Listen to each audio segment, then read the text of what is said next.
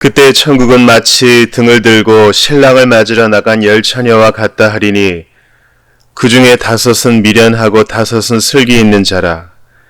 미련한 자들은 등을 가지되 기름을 가지지 아니하고 슬기 있는 자들은 그릇에 기름을 담아 등과 함께 가져갔더니 신랑이 더디옴으로 다 졸며 잘세 밤중에 소리가 나되 보라 신랑이로다 맞으러 나오라 하매 이에 그 처녀들이 다 일어나 등을 준비할세 미련한 자들이 슬기 있는 자들에게 이르되 우리 등불이 꺼져가니 너희 기름을 좀 나눠달라 하거늘 슬기 있는 자들이 대답하여 이르되 우리와 너희가 쓰기에 다 부족할까 하노니 차라리 파는 자들에게 가서 너희 쓸 것을 사라 하니 그들이 사러 간 사이에 신랑이 오므로 준비하였던 자들은 함께 혼인잔치에 들어가고 문은 닫힌지라. 그 후에 남은 처녀들이 와서 이르되 주여 주여 우리에게 열어주소서. 대답하여 이르되 진실로 너희에게 이르노니 내가 너희를 알지 못하노라 하였느니라. 그런즉 깨어 있으라. 너희는 그 날과 그때를 알지 못하느니라. 아멘. 하나님의 말씀입니다. 하나님께 감사합니다. 우리는 계속 주님께서 마지막 날에 대해 말씀하시는 것을 봅니다. 이게 얼마나 중요한지 아시겠죠? 신학을 처음 공부할 때 종말론적인 삶이다, 종말론적인 신앙이다 이런 얘기를 들으면 좀 거부감이 들었던 게 사실입니다. 현재의 삶도 참 중요한데 왜 자꾸 마지막 때를 생각하라 하는가? 그 이유는 예수께서 그것을 강조하셨기 때문입니다. 마지막을 염두에 두는 삶, 마지막 주님 앞에서 회개와 결산할 것을 예비하고 생각하며 준비하는 삶은 우리를 건강하게 한다고 이미 어제 말씀드렸어요. 그리고 우리는 참으로 어리석어서 이것을 자주 망각함으로 매일 매 시간 떠올릴 필요가 있어요.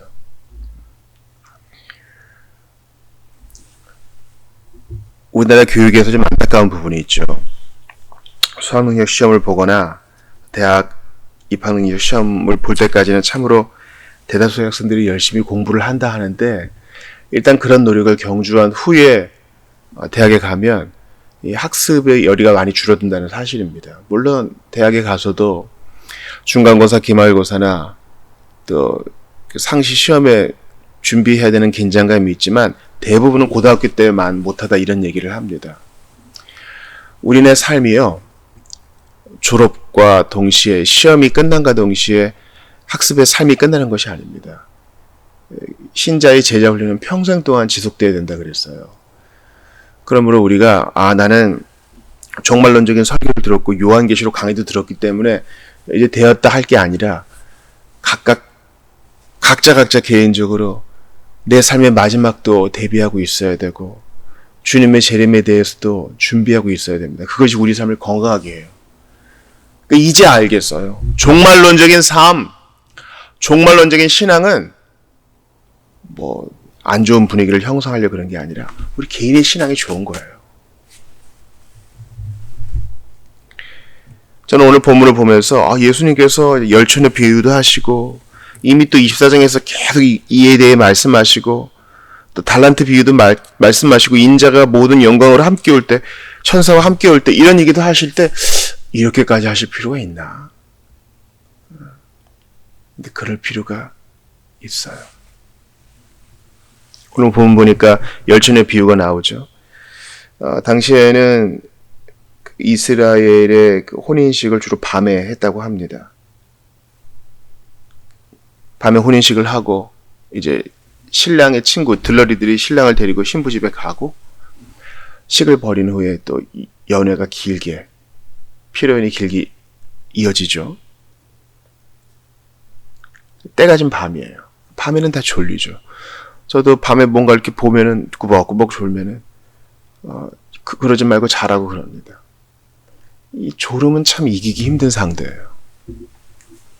거기에 대해서 주님이 말씀하십니다. 그래도 깨어 있어라. 그러니까 무리를 하라, 피로를 쌓으라 이런 말이 아닙니다. 언제든 주님이 다시 오실 수 있음을 염두에 두어라. 이 사실을 말하는 것입니다. 오늘 본문이 밤이라는 것을 기억하세요. 밤에는 모두가 긴장을 풉니다. 편안하게 쉬는 때입니다. 주님은 우리에게 종말론적인 신앙을 가르치면서 너희는 잠도 잘 필요 없어 이 얘기를 하시는 게 아니에요. 깨어있으라. 준비하라. 너희가 가장 편안을 바를 그 순간에도 너희는 그리스도의 군사여야 한다. 너희들이 가장 긴장을 풀고 있을 그 순간에도 너희는 재림을 대비하고 있어야 된다. 그것이 너희에게 좋으니라. 나는 참 바보였어요. 여러분 그렇지 않아요? 우리가 나 제대로 한번 놀아볼 거야 하는 그때 여러분 진짜 제대로 놉니까? 오히려 더 피곤하지 않아요? 희한하게 행복과 같이 쉼이란 것도요. 그렇게 내가 쉬어보겠다 해서 오는 것도 아닌 것 같아요. 쉼이란 것은 일단 전제가 있어야 되죠. 부지런히 노동을 한 다음에 참 꿀과 같은 쉼이 오는 것이지 제대로 놀아보겠다. 오히려 다시 또 일하러 갈 때 힘든 경우를 봅니다. 그래서 우리가 안식의 날에 예배할 때도 우리가 예배도 사실 노동과 같거든요. 먼 길을 또 운전해서 오고 대중교통을 오고 또 걸어서도 오고 와서 봉사도 하고 이러고 집에 가면 좀 피곤할 수도 있어서 보통 저희가 주일에 낮잠도 좀 권하고 그러잖아요. 근데 그게 참 쉼이에요. 영원한 쉼의 나라인 하나님의 나라, 새하늘과 새 땅, 요한계시록에 드러난 영광의 나라도 보세요. 계속 구세주를 찬양하잖아요. 어린 양을 찬양하잖아요. 찬양하는 일이 쉽지 않아요. 여러분 손을 들어야 되고 일어나야 되고 앉았다 일어났다 해야 되고 소리를 높여야 되고 집중해야 되고. 근데 그게 쉼이에요. 여러분 무슨 말인지 아시겠죠? 여러분 쉰다고 하시는 일을 보세요. 공항에 가죠. 수속을 밟죠. 기다려야죠. 짐 붙여야 돼요.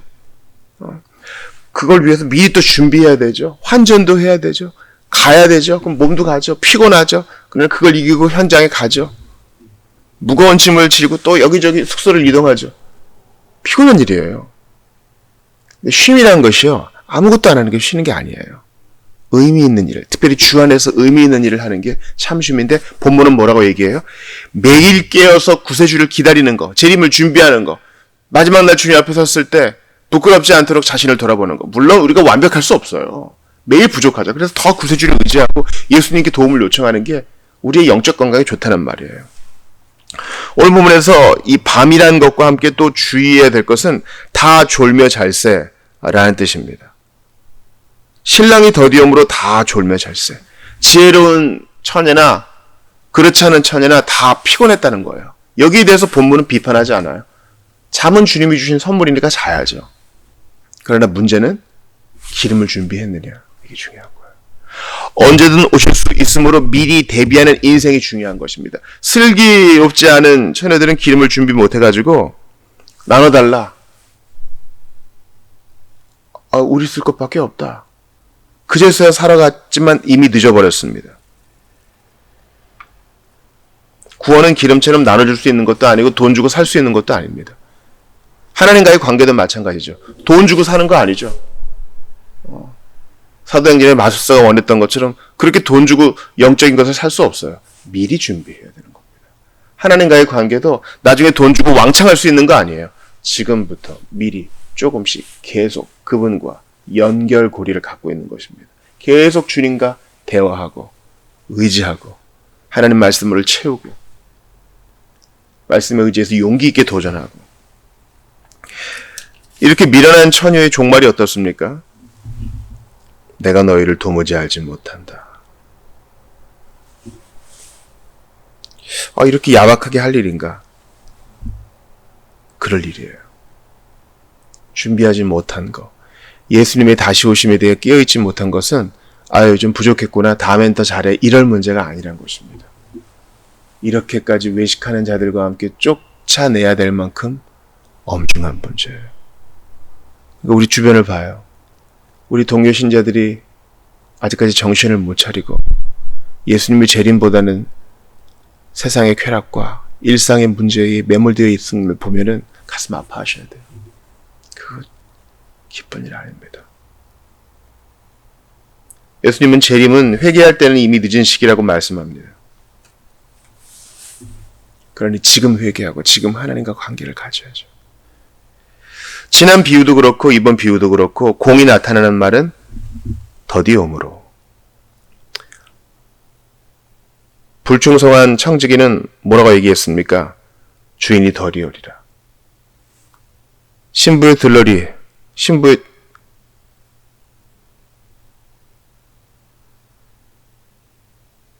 신랑을 데리러 간 친구들은 뭐라고 얘기했습니까? 신랑이 더디옴으로. 2024년이에요. 아직까지 예수님 뭐하고 안 오십니까? 더디 오실려나 보다. 나중에 오실려나 보다. 이것만큼 나쁜 생각이 없다는 거예요. 오늘 오실 수도 있어요. 지금 오실 수도 있어요. 이번 주에 대학 수학능력 시험이 있는데요. 시험 치기 전에 올 수 있어요. 우리는 시험보다 더 절박한 거. 예수님 다시 오실 때 난 어떤 준비를 할 것인가. 물론 이것이 일상생활을 팽개칠한 거 아니에요. 종말론적인 신앙은 잘 들으세요. 다미성교회가 하는 것처럼 했던 것처럼 일상을 파괴하는 게 아니에요. 종말론적인 신앙은 일 자체를 바꾸진 않아요. 보통. 종말론적인 신학은 우리 눈을 바꾸죠. 우리 해석의 마음을 바꾸죠. 우리는 똑같은 일을 해요. 회사에 출근하고 닦은 데를 또 닦고 밥하고 설거지하고 아이들을 가르치고 논과 밭에 나가고요. 사람들을 만납니다. 문제는 마음이에요. 주여, 오늘 제가 이 일상적인 일을 하지만 이건 주께서 불러 세우신 바로 현장에서 사명을 감당하는 거라 믿습니다. 아주 간접적으로 보이긴 하지만 이것이 주의 영광과 나라 위에 쓰여지게 하소서. 제가 작은 일에 충성하게 하시고 의와 사랑을 귀히 여기게 하소서. 그러나 주님, 저는 지금이라도 주님 다시 오시면 맞을 준비가 되어 있기를 원합니다. 마라나타 예수님 속히 오소서. 세상이 썩어가고 있습니다. 악이 창궐하고 있습니다. 피조물이 신음하고 있습니다. 오셔서 신원하여 주소서. 다스려 주소서. 이런 마음을 늘 가지고 있어야 된다는 거예요. 그러므로 일제시대 때 종말론적인 사상 중에 전천년주의가 성행했다 하지만 우리 선배들에게 배울 거 많아요. 핍박의 시기에 우리 선배들이 바랐던 것은 예수님의 재림밖에 없었어요. 그래서 어떤 부흥사는 물레방아 소리만 나도 예수님 오시는가 뛰어나가 봤다 그러잖아요. 우리에겐 그런 마음이 있는가 돌아봐야 돼요. 영적 준비는 마지막 순간에 한꺼번에 할 수 있는 게 아닙니다. 사거나 빌릴 수 있는 것도 아닙니다. 여러분 각자가 여러분 한 사람이 그렇게 준비되지 않은 거예요. 누가 대신해 주지 않아요. 이 열처녀 있죠? 다 각각 자기 기름을 자기가 준비한 거예요. 나에게 빌릴 수 있는 것도 아니고 돈 주고 살 수 있는 것도 아닙니다. 오늘 주인이 문이 닫히죠? 그러면서 주여 주여 열어달라 그러니까 12절 보세요. 진실로 너희에게 이른다. 내가 너희를 도무지 알지 못한다. 제자라고 성도라고 불리긴 하지만 하나님과 참된 교제를 갖지 못한 자들이 마지막 날에 이런 대우를 받을 거예요. 저 주님하고 친하잖아요. 예배도 가고 당신의 이름으로 봉사도 했잖아요. 나 너 모른다. 무서운 노릇이에요. 내가 과연 이거 하는데 예수님하고 관계 있나? 매일 돌아봐야 된다는 거예요. 이거 돌아봄 없이 하는 대로 하는 사람들이 있어요. 예수님하고 관계없이 얼마든지 봉사할 수 있고 얼마든지 기독교적 활동할 수 있어요. 여러분 조심하셔야 돼요. 여기서 이 알지 못한다, 이 안다라는 것은 뭐예요? 예수님을 통한 구원, 또 예수님을 통한 하나님과의 관계를 말하죠. 이건 매일 해야 되는 거예요. 여러분과 제가 하나님 앞에 질문해야 될 거 있어요. 아버지, 나는 당신께 누구입니까? 당신은 제게 누구십니까? 매일 내밀하게 그분과 사귀지 않으면요, 재림의 날 우리는 부끄러울 거예요. 뭔가 대단한 일을 하지 않아도 좋아요. 매일 주님과 교통하세요. 말씀을 묵상하는 것도 그분과의 교통을 위해 하는 거예요. 아버지, 이 말씀 주신 거 감사합니다. 아버지, 이 말씀대로 살게 하소서. 아버지, 오늘 지방에 갑니다. 무사히 다녀올 수 있게 도와주십시오. 아버지, 오늘 이런 일을 합니다. 잘 수행할 수 있게 도와주십시오. 범사에 기도하고 하나님을 생각하고 특정 이슈를 만날 때 성경은 뭐라고 얘기합니까? 아버지, 물어보고 답을 찾는 삶. 그게 재림을 준비하는 종말론적인 신앙의 핵심이에요. 매일 주님을 압니다.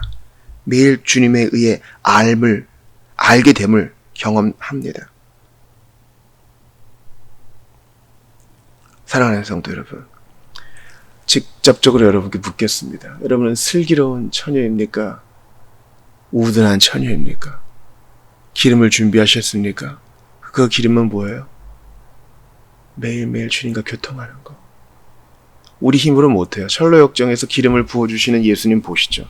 마귀는 불을 끄려고 하는데 예수님이 계속 기름을 부어주시니까 불이 안 꺼져요. 그 기름이 매일매일 공급돼야 돼요. 그래야 불이 안 꺼져요. 매일 예수님하고 관계를 맺으세요. 희한하게도요. 새벽 기도 와서 1시간 기도하고 나서도 주님과 관계 없을 수 있어요. 왜냐면 문을 열고 나가면서부터 세상 생각으로 꽉 차 있으면 이건 아닌 거죠. 사랑하는 여러분, 매일 예수님과 사귀세요. 성경을 만독해도 예수님과 사귀지 못할 수 있어요. 기도를 1000시간 해도 예수님과 사귀지 못할 수 있어요. 교도소에, 양로원에, 무료급식소에 사방팔방 돌아다니며 내 돈을 다 기독교적 활동에 소비한다 할지라도 주님이 나 너 모른다 하면 이거 안 될 일이 아니잖아요. 이거 안 될 일이잖아요. 이래서는 안 되잖아요. 그러니까 활동을 많이 하느냐, 뭔가를 좀 풍성하게 하느냐, 그거보다 더 먼저 생각할 것은 주님하고 관계를 맺는 거예요. 주는 내 아버지, 나는 아들, 주 안에 내가 살거지고.